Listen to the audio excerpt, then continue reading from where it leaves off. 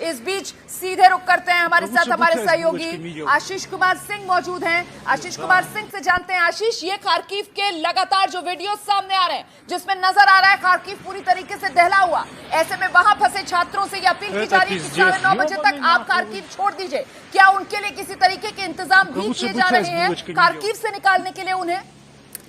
जी हाँ, बिल्कुल। भारत सरकार की तरफ से जो ये एडवाइजरी जारी की गई, 1 घंटे के भीतर दूसरी बार ये एडवाइजरी जारी की गई है और ये सलाह दी गई है रोमाना की 11, 12, 16 किलोमीटर दूर 3 सुरक्षित स्थान है जहां पर पहुंचने के लिए कहा गया है, जहां पर की ये व्यवस्था की गई है इन सभी स्टूडेंट्स को सेफली बॉर्डर तक पहुंचा करके क्रॉस कराने के लिए। लेकिन सबसे ज्यादा जरूरी, आप इस एडवाइजरी को देखें, इसमें 2 बार अर्जेंट वर्ड का इस्तेमाल किया गया है, क्योंकि रशिया ने जैसा क्लेम किया था कि खार्किव को उसने पूरी तरह से अपने कंट्रोल में ले लिया है, उस बात का आभास हो चुका है। पूरी तरह से रशिया के कंट्रोल में आने की खबर है और इसी वजह से भारत सरकार बार बार रिपीटेड ये एडवाइजरी जारी कर रही है और ये कहा जा रहा है कि अर्जेंटली सभी भारतीय वहां से सुरक्षित निकले फटाफट और इन 3 जगहों पर सुरक्षित, जो कि 11, 12 और 16 किलोमीटर की दूरी पर खार्किव से यहाँ पर पहुंचे, जहां पर भारत सरकार की तरफ से व्यवस्था की जा रही है सभी भारतीयों को सुरक्षित यहाँ से निकालने की। तो अर्जेंट एडवाइजरी जो भारत सरकार की तरफ से जारी कर दी गई है, खार्किव से 11, 12 और 16 किलोमीटर दूर 3 पते भी बताए जा रहे हैं कि आप किसी तरीके से हो सके इन जगहों पर पहुंच जाइए। 9:30 बजे तक भारतीय समय अनुसार समय तय कर दिया गया है खार्किव को छोड़ने का, भारतीयों के लिए खासतौर से ये एडवाइजरी जो जारी की गई है। अब हम सीधे रुक कर लेते हैं, हमारे साथ एक और खास मेहमान इस वक्त मौजूद है, विदेश मामलों के बड़े जानकार हैं सौरभ शुक्ला जी। जरा उनका रुक करते हैं और उनसे समझने की कोशिश करते हैं। सौरभ, खैरसोन को लेकर रशिया की तरफ से ये दावा कर दिया गया है कि पूरी तरीके से उसका कब्जा, अब खार्किव दहलता हुआ नजर आ रहा है। भारत की तरफ से 1 घंटे में 2 एडवाइजरीज वहां फंसे भारतीयों के लिए जारी की जा रही है। इसके मायने क्या हैं? क्या आज रात में जी खार्किव पर भी क्या रूस अपना परचम लहरा देगा? रोमाना, मैं आपको बताऊं, ये जो एडवाइजरी और खास तौर से जो अर्जेंसी जिस तरह की दिखाई गई है, जाहिर बात है कि सरकार के पास और हमारा विदेश मंत्रालय के पास कुछ ऐसी पुख्ता जानकारी है कि उनके सूत्रों से पता चला है कि वहां पर खतरा बढ़ सकता है। अब किस तरह का ऑपरेशन होगा, क्या होगा, ये तो स्पेकुलेशन नहीं कर सकते, पर जाहिर बात है जो भी आपके माध्यम से इस ब्रॉडकास्ट को देख रहे हैं, किसी तरह कोशिश करें कि वहां से सकुशल जो किसी और जगह पर चले जाएं, क्योंकि बहुत जरूरी है इस वक्त। पल पल जो है वो काफी ज्यादा महत्वपूर्ण है, क्योंकि रूस जो है, जैसे मैं पहले भी कह रहा था कि आज की उनकी स्ट्रैटेजी है कि और ज्यादा इंटेंसिफाई कर सकते हैं ये जो अटैक्स हैं।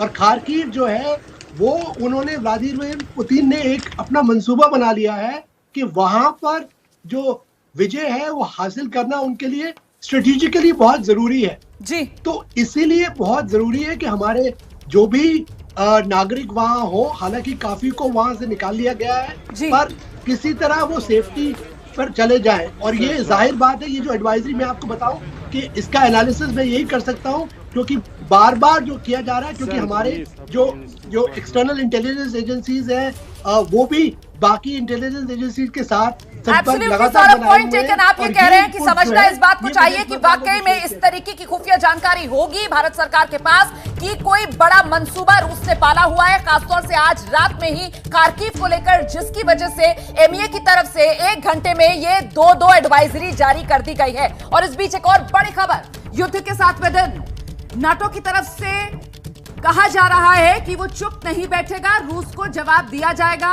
नाटो लगातार यूक्रेन को हथियार सप्लाई कर रहा है। रूस नाटो को धमकी दे रहा है। युद्ध के 7वें दिन रूस की नाटो देशों को सीधे युद्ध की चेतावनी, ये बड़ी खबर है। रूस की तरफ से सीधे नाटो देशों को अब युद्ध की चेतावनी दी जा रही है और आज रूस यूक्रेन युद्ध का 7वां दिन है।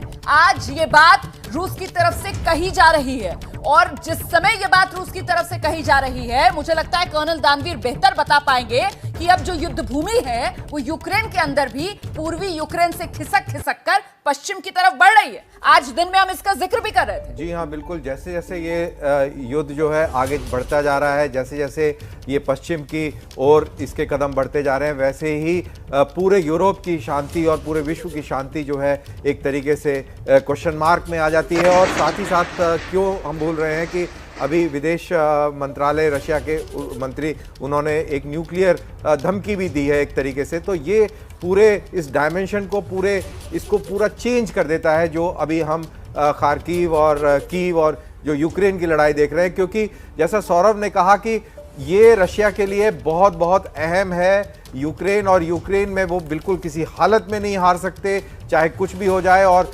क्योंकि रशिया बोल रहा है कि आप हमारे इस लड़ाई के बीच में दखलंदाजी कर रहे हैं तो आप पे कार्रवाई हो सकती है। मुझे लगता है जल्दी से जरा सौरभ के पास चलना चाहिए और उनसे समझना चाहिए जिस तरीके से रूस आज इस युद्ध के 7वें दिन सीधे अब नाटो को खुली चुनौती, युद्ध की धमकी दे रहा है। यहां से क्या समझा जाए सौरभ, आखिरकार पुतिन का इरादा क्या लग रहा है?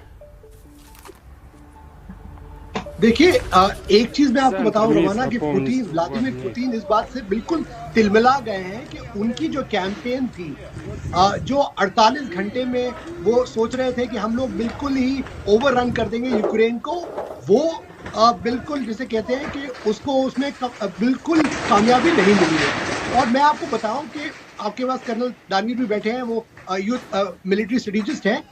अगर कोई भी कैंपेन में अगर आपको पहले 2-3 दिन में अगर आप एकदम रोक दिए जाते हैं तो आपकी स्ट्रैटेजी जो है वो चेंज करने की जरूरत पड़ती है, और यही वो कर रहे हैं। अब वो इसीलिए एक तरफ फायर पावर का अधिक यूज कर रहे हैं, इसीलिए भारत को भी यह अंदेशा है कि क्या पता और ज्यादा बड़े पैमाने पर उनकी अटैक होगी। दूसरी बात, वो एक प्रेशर टैक्टिक्स बार बार ये भी कर रहे हैं, एक तरफ न्यूक्लियर ब्लैकमेल की धमकी देते हैं, दूसरी बात जब वो बातचीत पे जाते हैं तो दिखाते हैं कि हमारे पास अपर हैंड है। तो ये कई आयामी बहुआयामी स्ट्रैटेजी जो है व्लादिमीर पुतिन और रूस यूज कर रहा है, क्योंकि वो किसी भी हाल में, क्योंकि जो उनका मंसूबा था कि विश्व को दिखाना कि ये रीजन, ये देश उनके वर्चस्व का पार्ट है, वो चीज उनकी सफलता उसको नहीं मिल रही है। उसी के चलते ये स्ट्रैटेजी आपके पास लौटूंगी सौरभ।